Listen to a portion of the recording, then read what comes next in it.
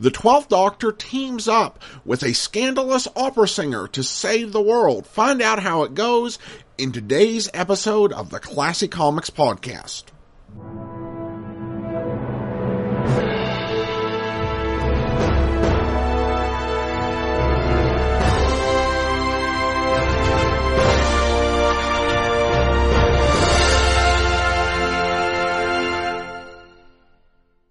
Welcome to the Classic Comics Podcast, where we search for the best comics in the universe. From Boise, Idaho, here is your host, Adam Graham. Welcome to the Classic Comics Podcast from Boise, Idaho. This is your host, Adam Graham. If you have a comment, email it to me, classiccomicsguy@gmail.com. And check out our website, classiccomicsguy.com. Doctor Who is one of the most enduring science fiction franchises of all time, and it has a rich history in comics. For the first three Doctors and most of the Fourth Doctor's era, the Doctor's comic adventures were in serialized comic strips in British magazines such as TV Action. However, with the founding of Doctor Who magazine, strips began to appear there. With the popularity of the Revive series, the Doctor got a comic book series apart from the Doctor Who magazine with IDW. Then the rights were eventually acquired by Titan Comics, who has printed most of the Doctor Who material that was produced by IDW as archives, while producing ongoing series for the 9th, 10th, 11th, and 12th Doctor, as well as miniseries featuring the 3rd, 4th, and 8th Doctors. Sonic Boom is the 6th volume of 12th Doctor Adventures, and the 2nd volume set in between the time that Clara Oswald left the TARDIS and Bill became the 12th Doctor's new companion. So the Doctor is traveling alone in this comic. First up is Terror in the Cabinet Noir. This finds the Doctor traveling to 1695 France, where something is horribly wrong.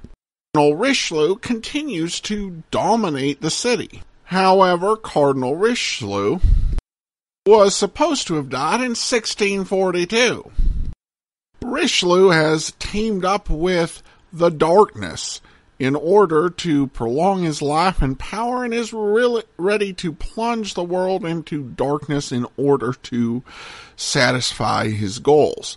The Doctor teams up with opera singer Julie d'Aubigné, better known as La Mapin.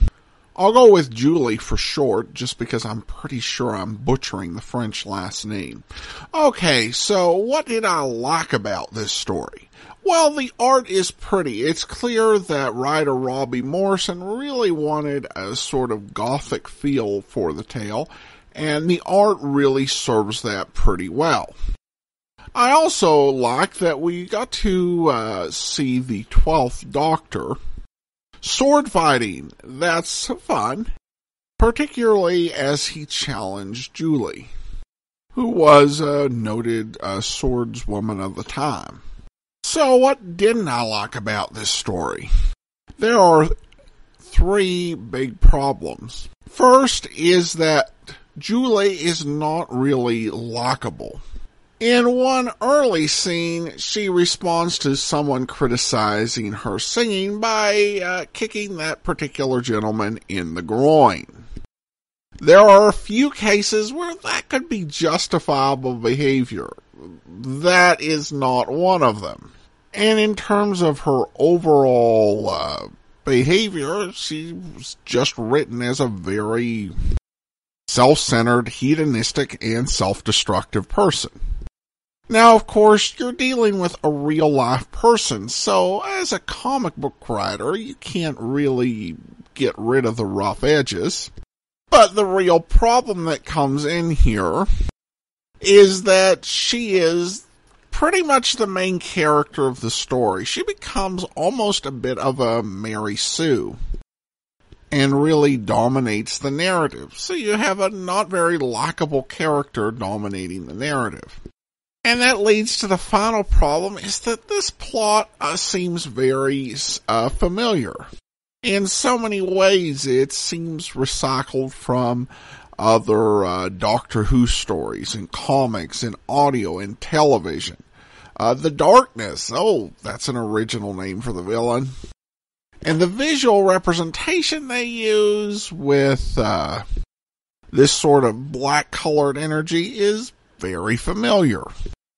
And even in terms of the plot element of the Doctor teaming up with a singer, they actually did this with a much more enjoyable singer in the twist just 5 issues previously. I didn't think a whole lot of the first story in this book. The second story in this book is Invasion of the Mind Morphs, and finds Val and Sunny working on the latest comic hit, The Time Surgeon, a ripoff of Doctor Who that the writer Sunny created based on reading urban legends online about the Doctor. However, the Doctor shows up none too happy with this. He complains about absurdities in their stories, such as some of the signs that the Time Surgeon spouse is pretty much rubbish, and insists that if they're going to rip him off, that they do so properly, and so he takes them on some adventures to show them what it's really like. Overall, there's a lot to like about this comic. It's very meta. It's the type of thing that I can get into, the idea of a comic book about the Doctor complaining to essentially Doctor Who comic writers about how he's being written. Sunny and Val are flatmates who are the writer and artist respectively for the comic. Their story takes a character journey that's somewhat predictable, but still fun to watch. There's lots of humor, and they do eventually get into a situation where their imaginations will be required to save the day. The art's fun, and we even get a fun cameo from a lot of the Doctor's enemies that we wouldn't typically see in a Doctor Who comic, I guess, due to the licensing expenses. So I found this delightfully imaginative, and I really love this one. And so this brings me to a bit of a conflict as to how I would rate this book. Because the Terror of the Cabinet Noir I found to be not classy. But the Invasion of the Mind Morphs I found to be utterly charming and quite classy. Because the first story was longer, and my dislike for it and my like for the second story are about equal, I'll give this collection a rating of not classy.